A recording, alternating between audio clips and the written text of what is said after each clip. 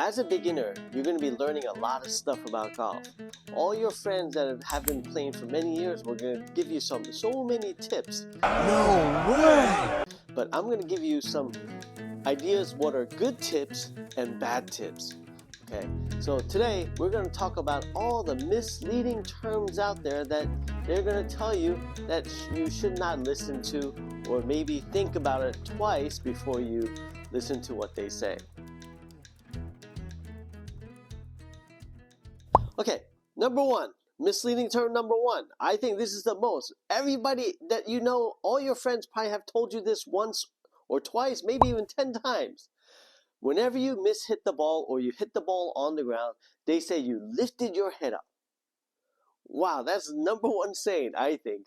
So whenever you top the ball, you hit the ball and you top it, and they think that you lifted up your head because you're hitting it, and then you're looking up there, and they're going to say, hey, you lifted your head. You got to keep your eye on the ball the whole way through. Well, I beg to differ, okay?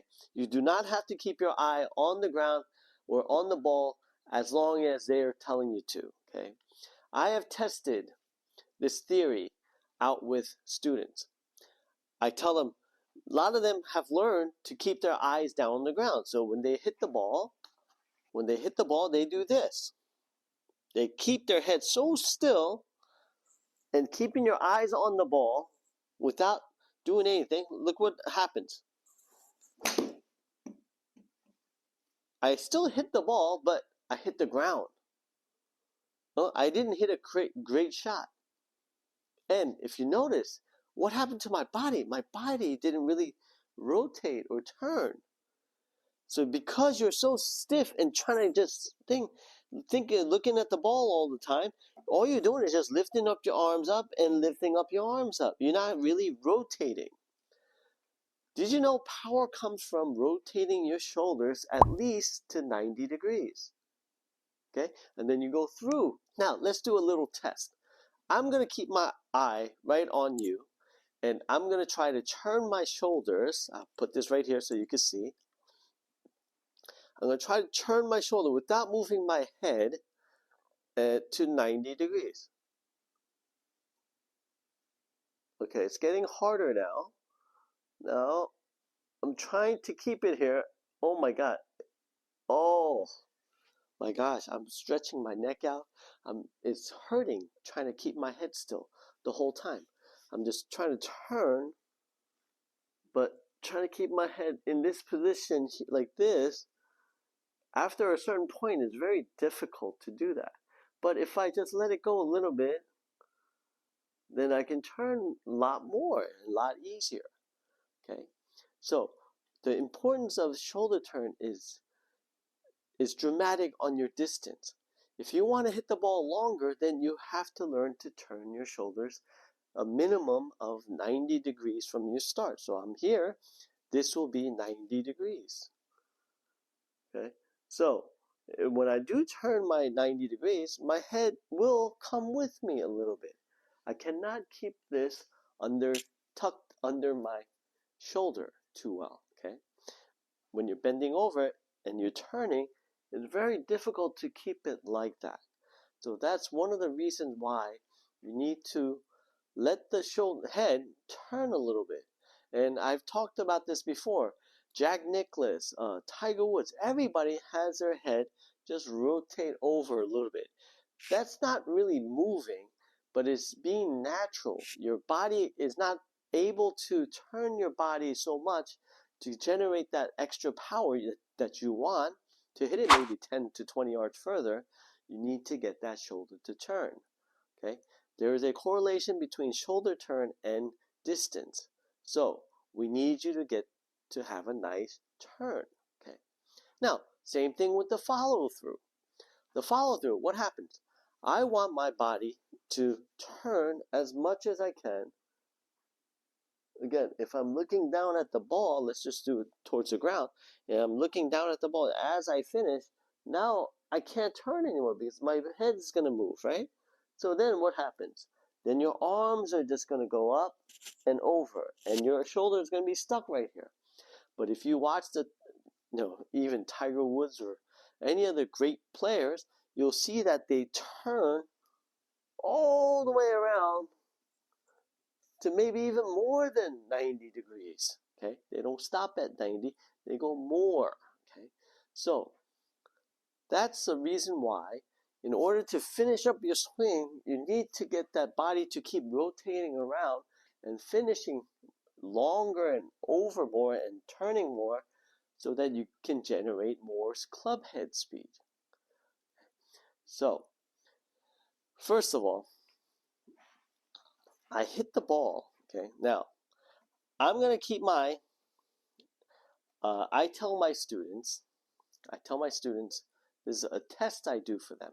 I say, look, I know you're trying to watch the ball as long as you can. Okay, now just think about making contact with the ball and then just let the body kind of turn your head and go towards the target. So as soon as you make contact, let your head turn with your body and face forward and stand up so that you don't hurt your back. Okay, that's another reason why we don't want to hurt our back. So we want to turn and stand still like that. Okay, now also I'm on the backswing. I turn my head just a little bit and then I come down. I hit the ball. Now I watch the hit. Okay, or I wait till my hands feel the hit. And then I release it and I just go. Okay, now what happens is that there is your mind and your hand is a very long distance away. And the time that you feel the shot, you're already here. So when I'm making contact, does that make sense? When I'm making contact with the ball, I don't feel it when I see it, but I probably feel it when I'm over here. So if I can lift my head up after I make contact with the ball, you're really not moving your head. Okay? You're staying in that position. And also, 99% of the people that I've tested do not lift their head up. What happens with the top shots that they're hitting is because they're anticipating the hit and they strengthen their arms. And when they strengthen their arms, it doesn't go away from you, it comes towards you. So then you're shortening the hit, or you're trying to scoop it. So you're scooping it and you're using your hands and not letting it kind of centrifugal force the arms to get away from you. You kind of pull it up towards you. So that's another reason why you're topping the ball. Okay. So my whole question is this: is it okay to move your head? Yes, it is okay. We don't want to move it up and down too much or laterally too much, but it can move a little bit. Be more athletic. Okay. When I play tennis or anything, I always turn and then I make sure I make contact and then I just follow through. Okay. If I play baseball, same thing. I am very relaxed and I just take a step and hit and then I just follow through and my right hand releases over. Okay. And they don't keep their head like this. Okay. Nobody does. Okay. On video, because like I said, the contact point and what the video will show is that their head is like this. But soon as they let go, their head is turning out and facing forward. Soon as they make contact, their head is just kind of following their body more naturally than it is trying to stay here and look at the ball. Okay.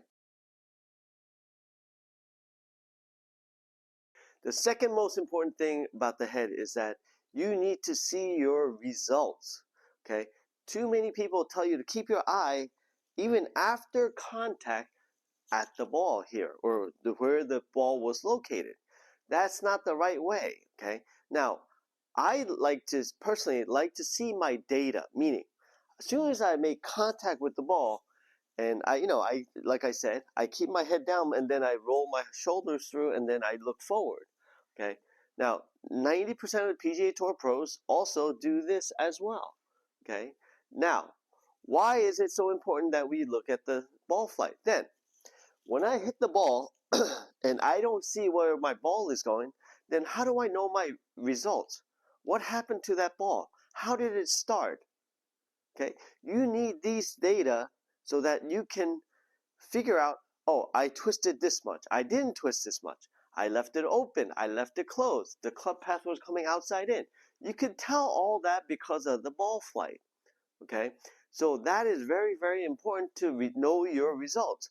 So like if you're running a business, and you want to see the results at the end of the quarter or end of the month so that you can change what you need to change so you can run that business smoothly. Okay, so if you notice, same thing with golf. You want to know your results. Okay, and second thing for this part is that if you don't know where that ball goes, how are you going to find it? The caddy's going to find it. What if you don't have a caddy? Nobody's going to find it for you. Those guys aren't going to find it for you. They're not your friends. They're going to make you try to find it, and then you lose the ball. Then what happens? You get 2-stroke penalty, you lose more money, right? You mean people donated this money to you? So better off that you learn to just kind of, as soon as you hit the ball, just kind of look forward and look out. And also, like I said before, you're going to save your back because you're standing like this and looking down here. This is a bad position to be in for your back, your lower back, and so on. Don't do that. Okay, so this will help you with your health and longevity of your golf game. And on top of that, you're going to know how your swing is doing. Okay, that's the most important part. Watch the ball.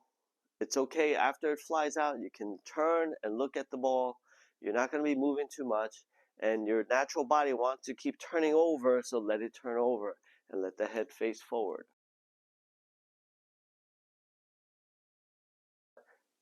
I didn't tell you this. The reason why you top the ball is because of maybe 3 things major. Okay.